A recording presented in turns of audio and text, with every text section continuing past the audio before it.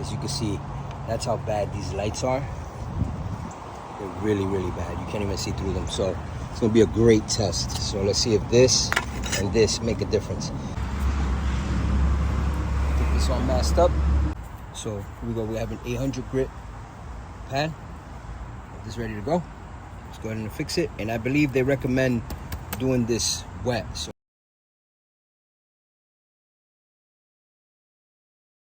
all right, so a couple of quick tips. Make sure you keep rinsing this. All right, so you're gonna keep hitting it, but you have to rinse the pad also. If you don't rinse the pad, it's gonna get clogged up. After you're done sanding, you wanna rinse, and then you wanna hit it by hand to get rid of the swirls. So you're basically going to 1500.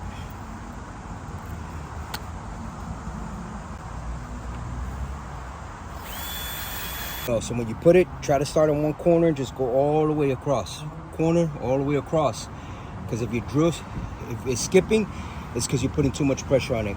Not by hand.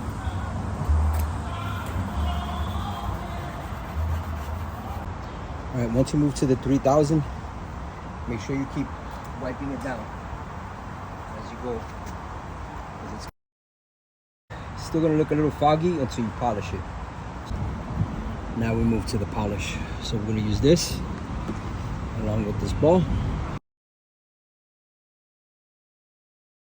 Now, I haven't sprayed anything at all on this yet. This is pure sanding and just the Mothers compound there. Plastic polish. So I'm just gonna put that one there. And there you have it. So, although they look like incredible, like you can, like amazing, right? I still feel there's room for improvement. So I am not going to put this on yet. So what I'm gonna do first is actually, because I still have to clean the rest of the car, I am actually gonna first get the car all cleaned up.